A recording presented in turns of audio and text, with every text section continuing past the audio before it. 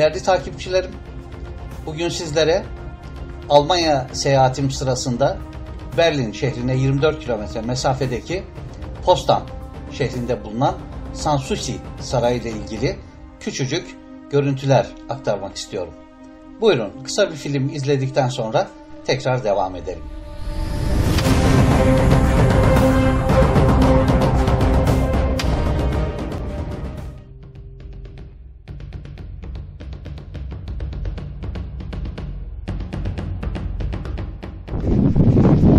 Şu an Berlin'e 24 kilometre mesafedeki Potsdam şehrine dahil olan, oranın sınırları içerisinde olan Sanssouci Sarayı'ndayız.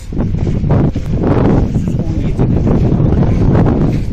Veliaht Vahdettin ve Mustafa Kemal ekipleriyle birlikte Kolmar cephelerini ziyaret ettikten sonra Berlin'e dönerler. Berlin'de 10 gün kadar kaldıkları süre içerisinde bu seyahati tamamlayan en son ayakta Potsdam'a gelir. Bu sarayda da yeniden toplantılara katılarak gazeteler içinde beyanat vererek bu sarayı da gezerler ve daha sonra 1 Ocak 1918 günü de Berlin'den trene binerek, kendileri için özel hazırlanmış trene binerek oradan İstanbul'a geri dönerler. İşte o saray tam burası.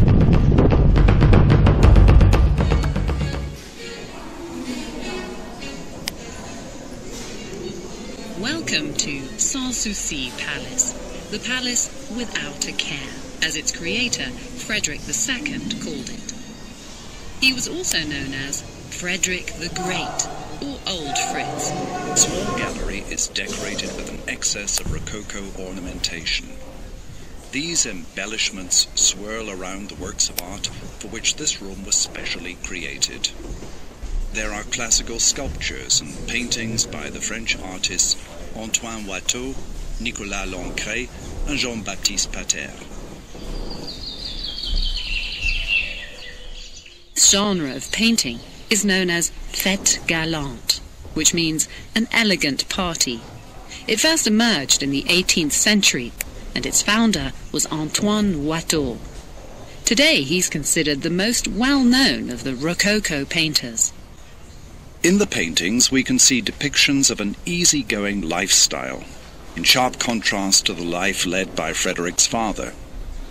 The latter, Frederick William I, is still known today as the disciplinarian soldier king. Study and bedroom lay at the heart of Frederick the Great's world at Sanssouci, and so it was also the center of power in Prussia.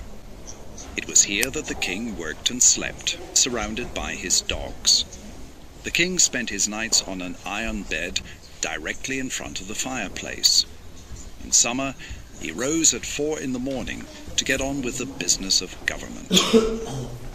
After Frederick's death, the room had become so shabby that his nephew and successor, Frederick William II, had it completely renovated and, in the process, redesigned. As a result, the room no longer exhibits a lively Rococo style, but follows the ideals of classicism, with its straight, austere and restrained lines. The mood of the music room is cheerful and festive. Imaginative gold ornamentation enlivens the pale-coloured walls. The mirrors, pictures and wall decorations form a unity. Everything connects to everything else, and this is expressed in a beautifully balanced harmony. The master artists of the Rococo period created spaces that were graceful, airy and elegant, and this room is one of their most beautiful creations. The stylistic term Rococo derives from the French word rocaille, meaning rockery work or shell-shaped work. And in fact, here you can see many muscle-like asymmetrical shapes. During the reign of Frederick the Great, a particular form of Rococo developed, known as Friderician Rococo. Here in the audience room, the walls are covered with a modest gris de lin, a kind of silk damask fabric in a violet-grey colour. This delicate shade of mauve was one of the king's favourite colours. The paintings stand out particularly well against the background of this material. As we saw before in the small gallery, These paintings are exclusively works by French painters. The choice of scenes depicts figures from literature, mythology, or even in contemporary dress. And what they have in common is that most of the paintings deal with the subject of love.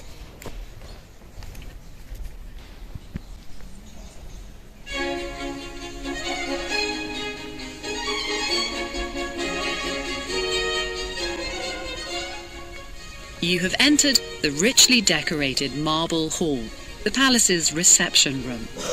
This room is the heart of the building. At one time, visitors were led from the vestibule, the entrance hall, directly into this room. This was the place where Frederick, particularly in his younger days, held extravagant parties. In other palaces, opposite the king's quarters, you would normally find the queen's chambers. But here, in Sanssouci, we find appartements for the guests. Frederick did not live with his wife. Elisabeth Christine lived in the Berlin City Palace and at Schönhausen Palace in North Berlin during the summer.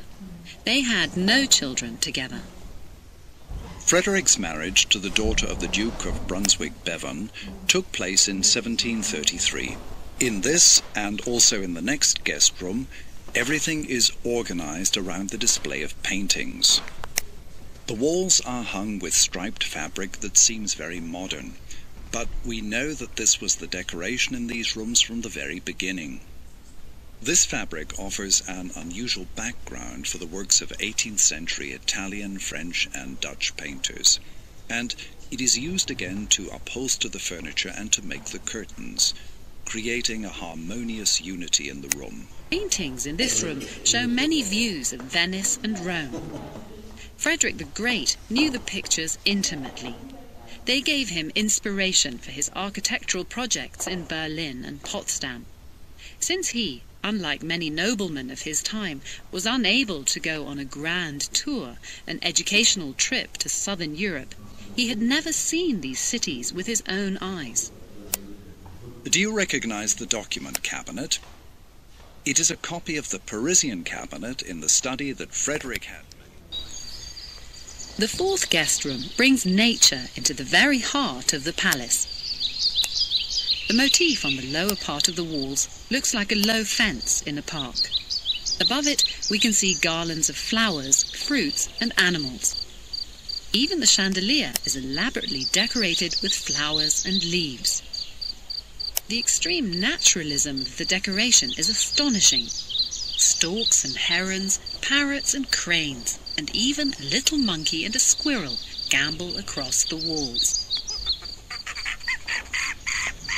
These highly realistic images of nature form part of the unmistakable style of Friderician Rococo.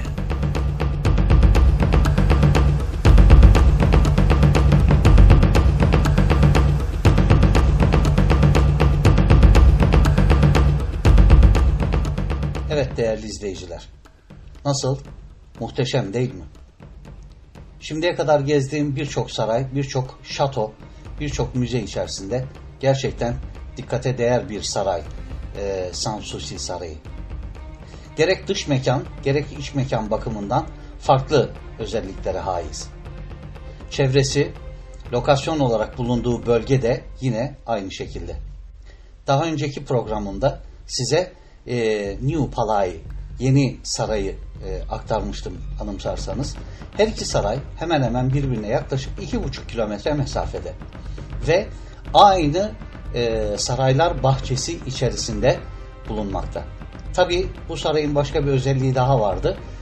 Değirmenci ve kral hikayesinde anlatmıştım size. İşte bu saray o saray. Beni izlediğiniz için teşekkür ederim.